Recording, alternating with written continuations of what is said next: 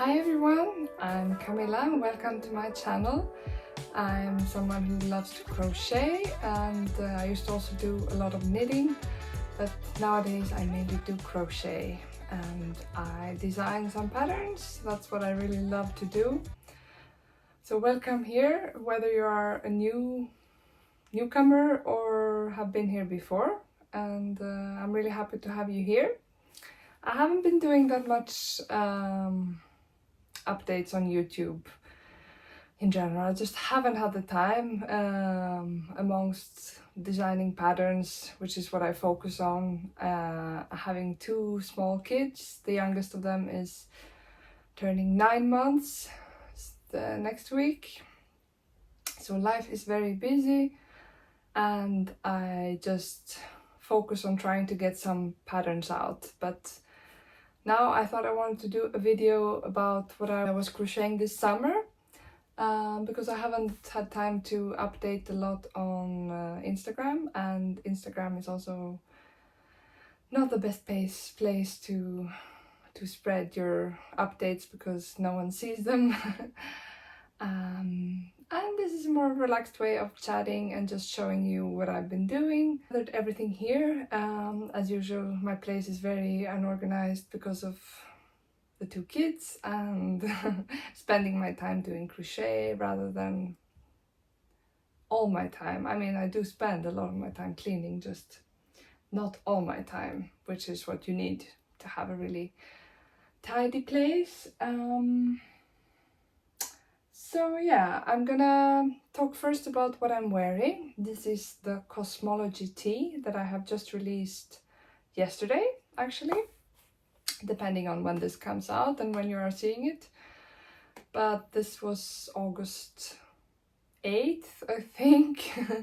I think it was August 8th. Yeah, so this is the picot version and DK weight version of the Cosmology tee. And then I also have, maybe I'll go to get them actually to show you. Okay. So this is the fingering weight and plain version of the Cosmology tee. So these are the same pattern. They are just different options. So the pattern comes with both fingering weight and DK.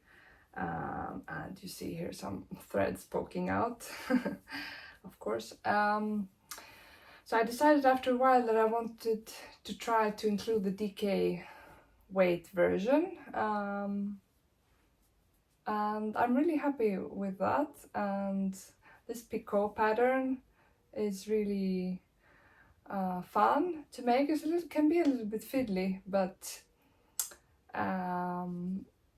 I think you can get into it. Now someone is calling me, so sorry.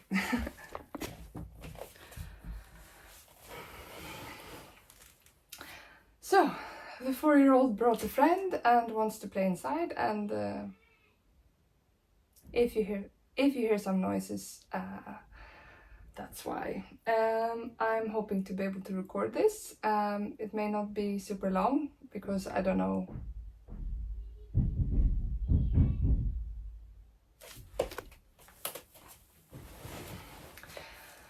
Okay, I'm hoping that this time I will be able to speak for more than 30 seconds.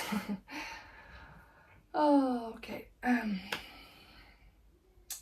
So this is the fingering weight version, and yeah, I'm really happy with this pattern. It has this waistcoat stitch chain 1 stitch pattern that I've been using for many designs. It gives a really flowy drapey fabric. This is obviously even more drapey when it's made in a fingering weight yarn. This is made in Sandnes Mandarin Petite, I think it's called. So 100% cotton. So it's like a fingering, almost light fingering weight yarn. And this one is made in Novita Cotton Feel. I think it's a pretty new cotton yarn, and I really like that it's a cotton DK yarn. that doesn't split at all. So I've been really enjoying this yarn, and I bought several other colors, more colors to work it up actually, or to work something up in. So we'll see what I do with that. Cotton DK I think is my new thing for summer, because it's faster than what I have been using before, like fingering weight cotton. So that's like the new release, the Cosmology Tea. And there are help videos here on YouTube for some tricky parts. There's not like a full video tutorial. I haven't had time to film that. But there are help videos and a pattern presentation video that you can check out if you're interested. And the pattern is also available for pretty like reasonable sum on Ravelry and Etsy. Other things I have been doing this summer. In the beginning of the summer, I finished this top. I don't remember exactly how I got the idea, but I wanted to make like this trapezoid, or I don't know what you really call it, but this kind of top-down shaping where you start here and you increase, you make like a, not a triangle, but I don't know if it's a trapezoid, but anyway, you do that, and then you pick up, you work down to the armholes, and I actually worked all the way down here. So this, it's basically worked like separate pieces, only that you worked with the shoulders attached from the beginning. So I picked up here and worked down the front, the different sides, and then I made this sort of to simulate like a rolled edge, or I mean it is a rolling edge that I'm really happy with. And then I made, like, I crocheted together the sides here in the other direction, which I think is like a nice detail. Yeah, so I was really happy with this, and then I went down a sort of rabbit hole to figure out which kind of increases here work best and which sort of work for everyone and for all sizes, with the thought that I could make it like a made-to-measure pattern possibly. And that turned out to be a long rabbit hole that I still haven't come up from. So I made in the same yarn a sweater for my son. So it also has this like sort of design feature. So it becomes like a drop shoulder. This is a drop shoulder. The top was obviously like a regular fitted top, but this is a drop shoulder. So I'm just investigating how this design works in different like types of sweaters and arm length and so on.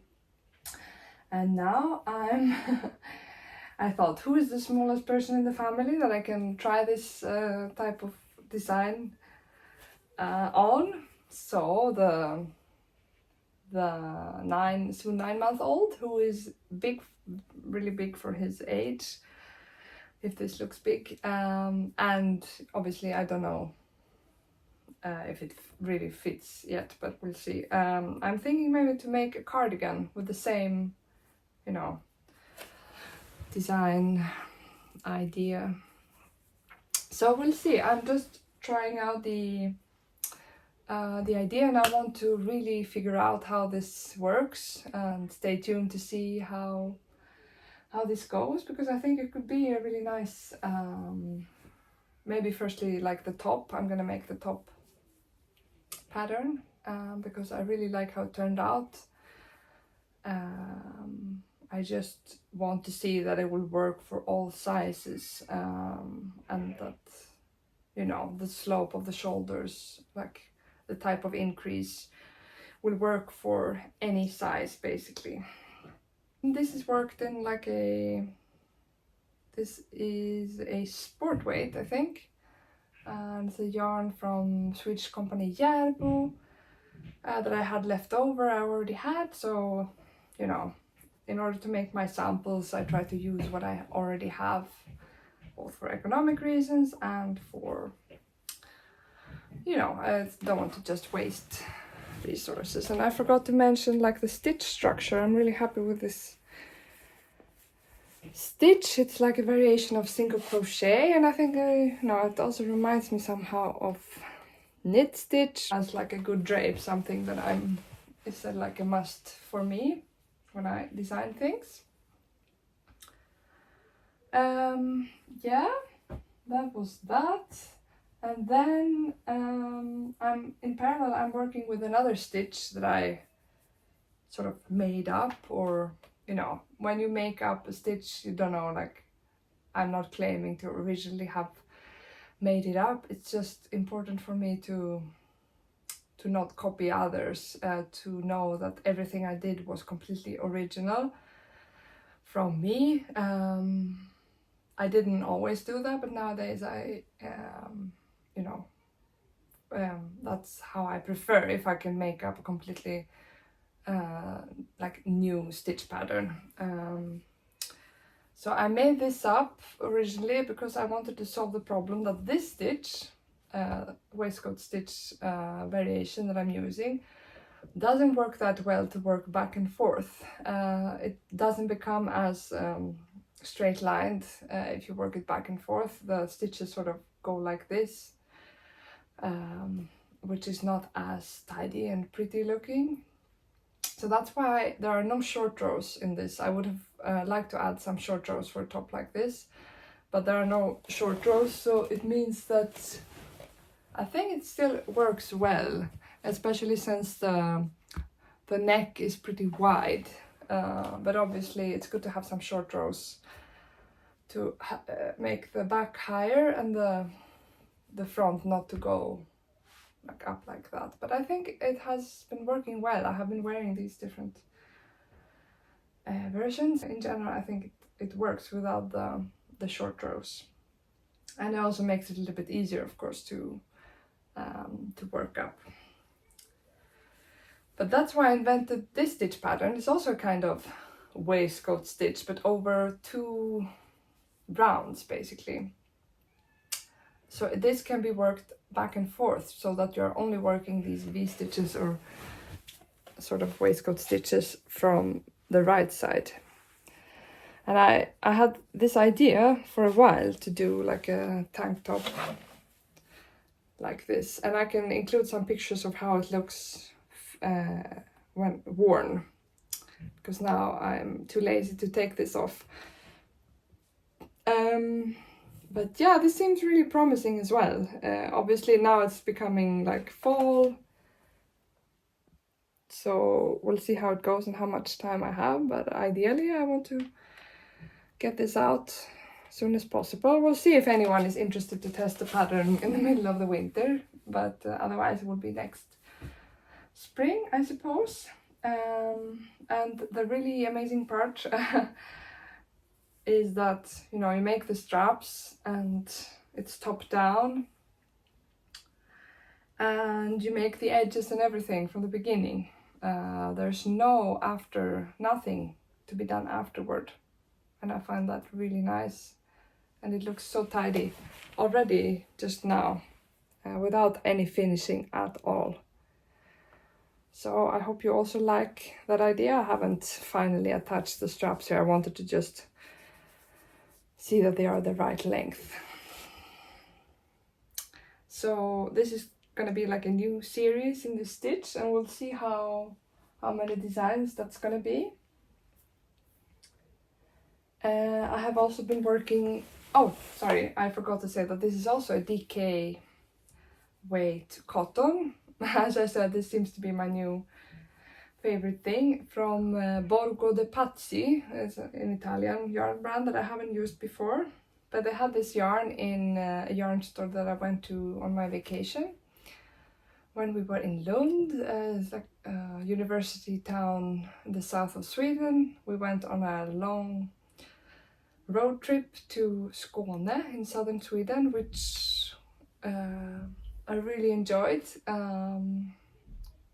Just felt like, you know, why am I not living by the sea? Because I really love the sea.